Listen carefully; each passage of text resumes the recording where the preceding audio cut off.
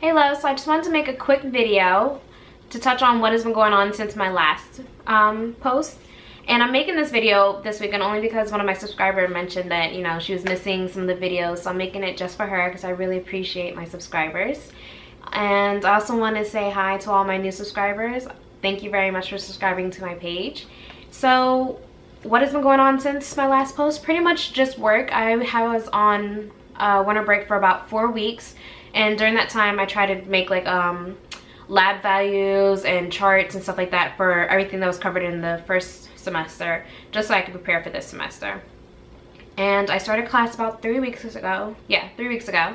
And I actually have an exam this Tuesday. So there's been a lot of studying going on. And I'll show you guys real quick what I've been using to prepare for my exam. And first, I'll show you guys the textbook.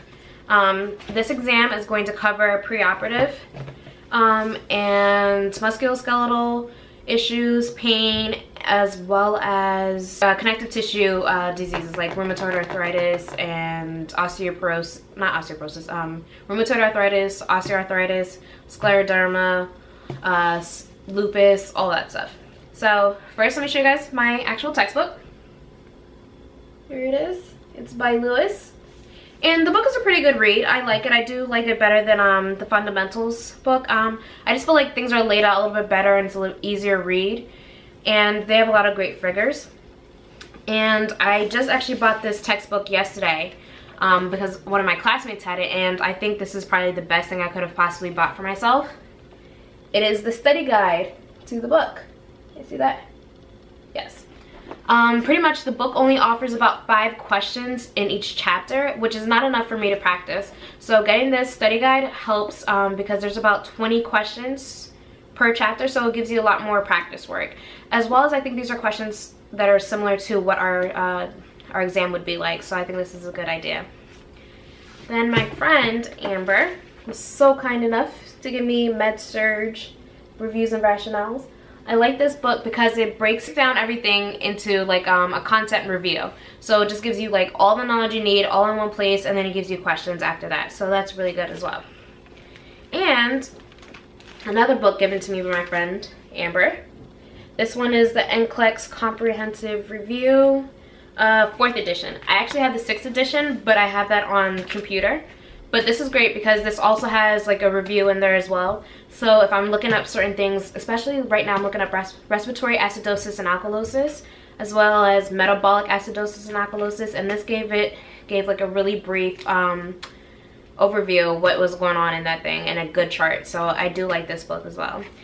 But I am using the 6th edition online to do the test questions, because when you get it, there's like a little resource thing that you go into, and I think it's called exam review. When you click into it, you can actually choose what areas you want to cover. So I just did the pre-op testing, and then I also did the musculoskeletal testing.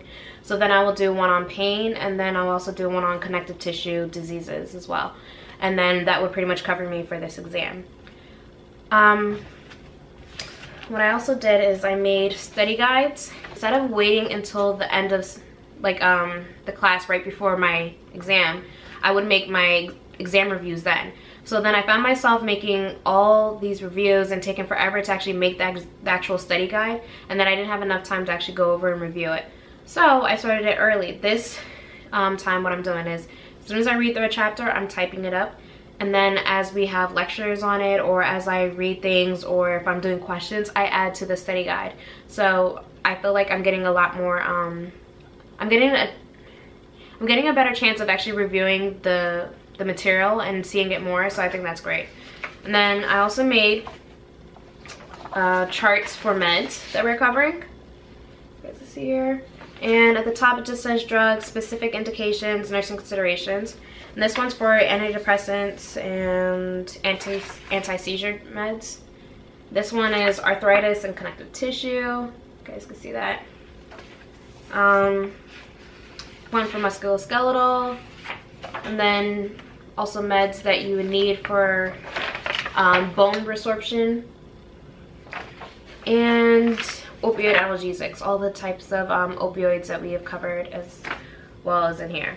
And then in there I also include the routes of administration and then things you need to look out for. Not else is really new for what I'm doing this semester. What I did do is I got 2 new 31 bags. Now, I'm not being endorsed by 31. I did not get these bags for free. I bought them myself. But I'm just showing you guys because I do think they are really helpful. I did, last semester, my sister bought me the large utility tote, which is really nice and it's great. And I carried it to class. But I found myself putting everything in there. So stuff for my clinical, stuff for my lab, and then stuff for class as well. So the bag got very heavy very quickly. So I wanted to get bags that are a little bit smaller so that I don't have to constantly take things in and out of my bag to try and lighten the load. So I just got this, and I just received it maybe like 2 or 3 days ago. You can see it. So I can't remember the name of this particular tote, but it does zip up at the top. You see that here. And then it has 2 pockets in the front. You guys can see it has my name. And then 3 pockets in the back. There's 2 mesh pockets on the side. And there aren't any pockets on the inside. And I wish they would include pockets in there. Like, so if I needed to put my phone, my wallet, or anything like that, I would prefer to do that versus having everything just thrown in there and then I have to dig around. But I do like this bag because it's nice and small and it's, you know, it's easy to carry around. And then here's the same bag, just a different pattern. I didn't embroider this one. And so that bag that I just showed you, that one's going to be for my lab class. So I have my stethoscope and my blood pressure cuff. Actually, that one's probably going to be for my clinicals. So yeah, my stethoscope, my blood pressure cuff, pen light, a bunch of pens, a watch. I went and bought another watch because I accidentally threw my blue watch into the washer and dryer. And it worked for like 4 weeks. And then the last day of class, it actually just stopped working. So I had to go get a new one. And what else? So I have clinicals now. I actually have my clinical tomorrow, and it's an 8-hour day now instead of it just being 6 hours. I really enjoy my clinicals. I get to see a lot of interesting things, and people are really nice, and now you get to really test, you know, what you've learned. So it's really nice. I enjoy it. And then after, what is it? I think after March 15th, then I switch into maternal child rotation, and I'm really looking forward to that because, as you guys know, I want to be a NICU nurse. So I can't wait to actually start, you know, being with the babies and seeing the mothers deliver and everything like that. So I'm really excited for that portion. I think that's pretty much it what I want to touch on. I really appreciate everyone subscribing, liking, and sharing my videos. It means a lot to me. And I will make a video probably next weekend to let you guys know how I did on my exam. Cross your fingers, hopefully I'll do well. And that's about it. Hope everyone is doing well, and I'll see you guys soon. Thank you. Bye.